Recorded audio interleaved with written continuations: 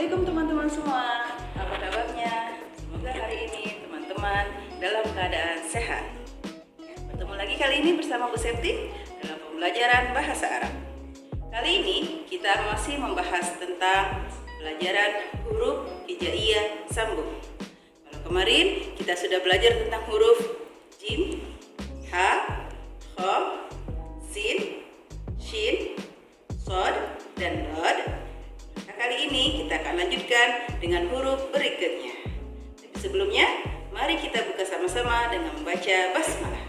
Bismillahirrahmanirrahim. Oke teman-teman, kita lanjut aja langsung ke pembelajaran berikutnya. Ya. Nah, di sini Bu Seti sudah menuliskan beberapa huruf yang akan kita pelajari hari ini. Ya. Yang pertama ada huruf ain. Yang kedua ada huruf ghain. Dan berikutnya ada huruf fa. Berikutnya ada huruf qaf. Lanjut lagi sebelah sini. Ada huruf mim, huruf ha, kaf, dan lam. Hari ini kita akan belajar 8 ya teman-teman. Akan kita tambah satu lagi hurufnya. Mari kita mulai dengan huruf yang pertama. Oke, huruf ain. Bagaimana cara menyambung hurufnya?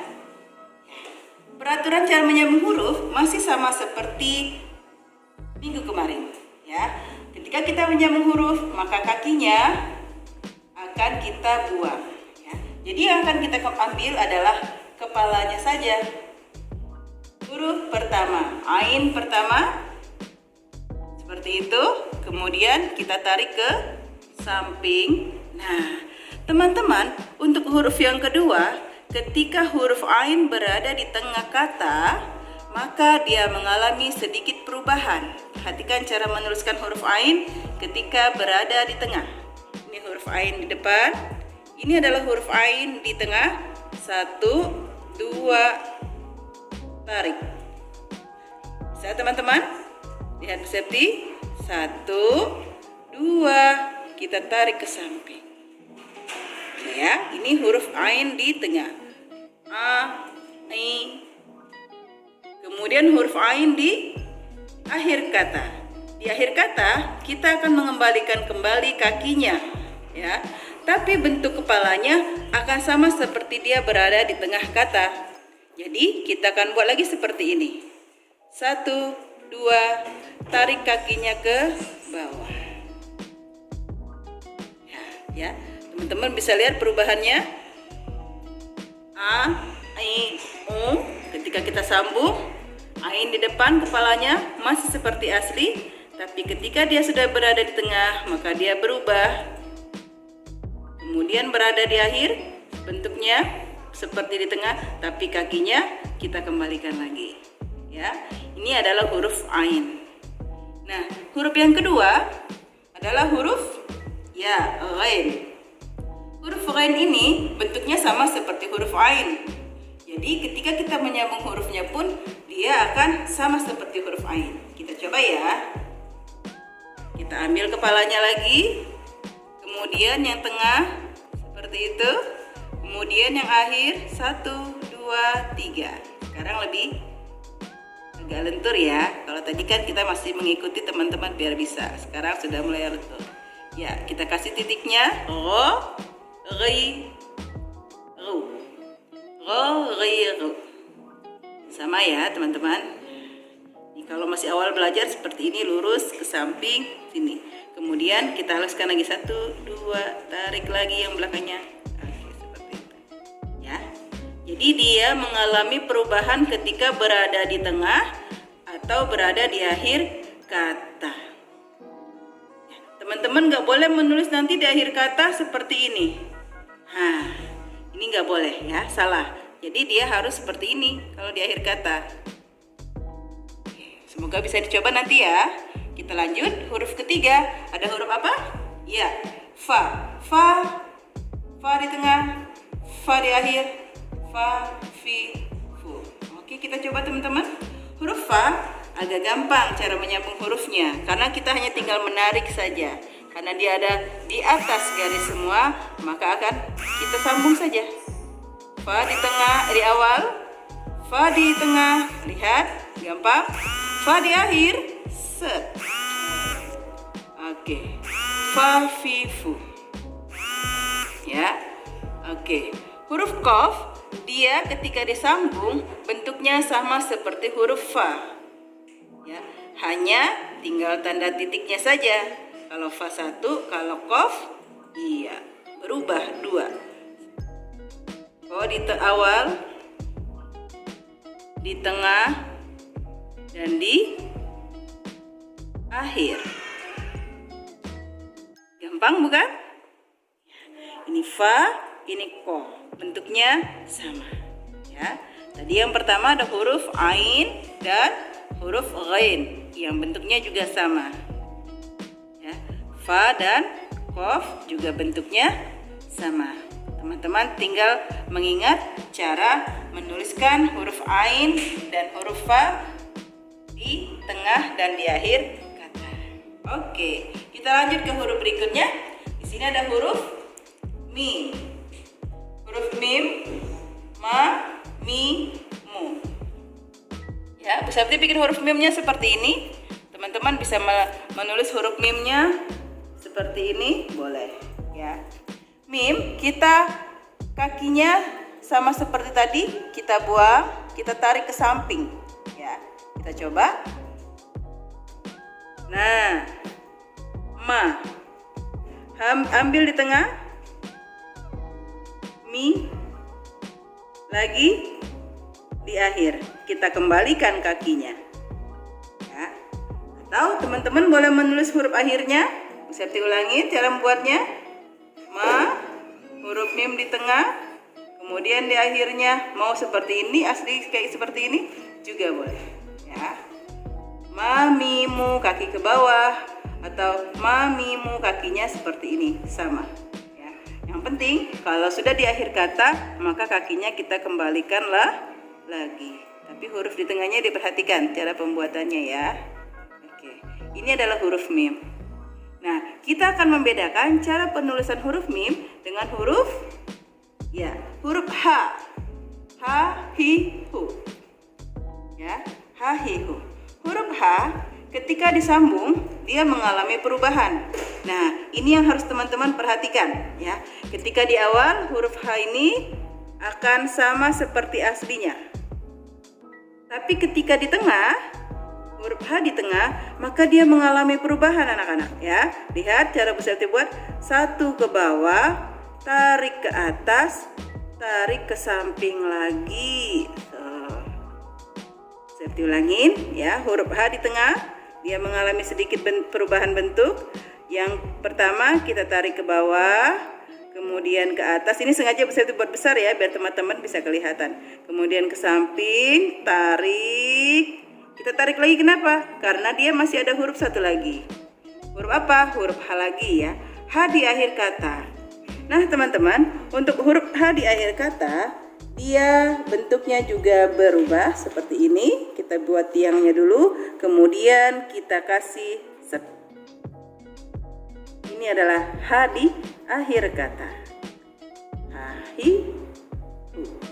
Ha, hi, hu. Ini H dipisah. H lepasnya sama. H di awal seperti ini juga. H di tengah masih seperti ini juga. H di akhir juga seperti ini. Tapi ketika disambung, dia mengalami perubahan. Ya, H di awal, H di tengah, dan H di akhir. Oke ya, semoga bisa dibedakan dengan huruf mim. Kalau huruf mim, lihat, mim di tengah, kemudian H-nya, dan mim di akhir, ya, ini H. Ya. Nah, berikutnya adalah huruf kaf. Huruf kaf juga mengalami perubahan sedikit ketika dia berada di awal kata dan di tengah kata. Jadi apanya ini ya, tanda S-nya ini dia akan pindah ke atas nanti. Kita coba ya teman-teman. Oke, seperti ini. Jadi K di depan, ini tiangnya kita miringkan sedikit.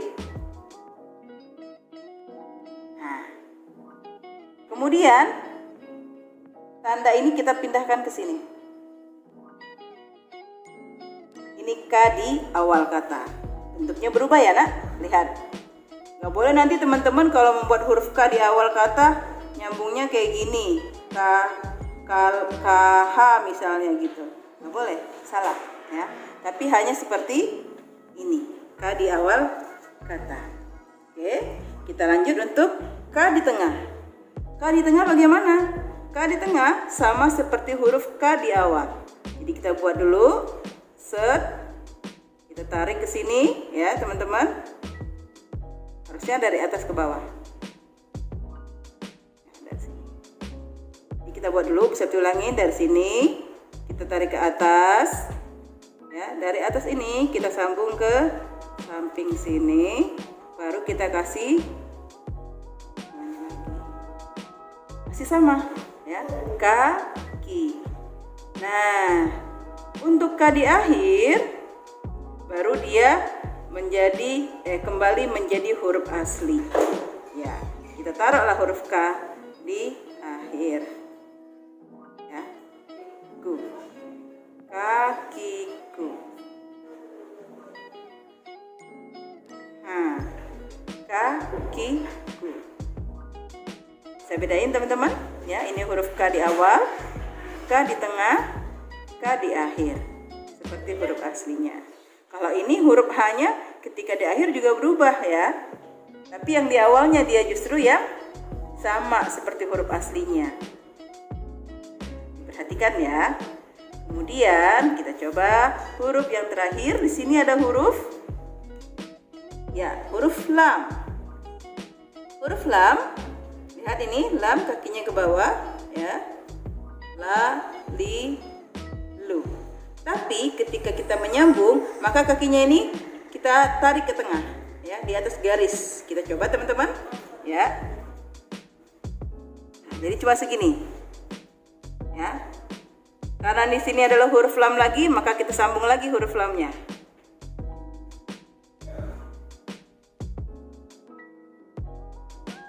Sama lagi kayak gitu. Kalau ada lam lagi, kita tarik lagi juga lamnya, nggak apa-apa. Tarik lagi.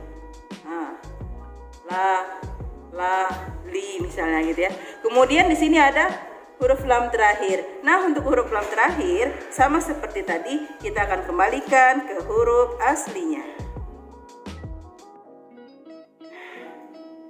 Ya, sini bisa bikin dua ya contoh lamnya ya, yang di tengah.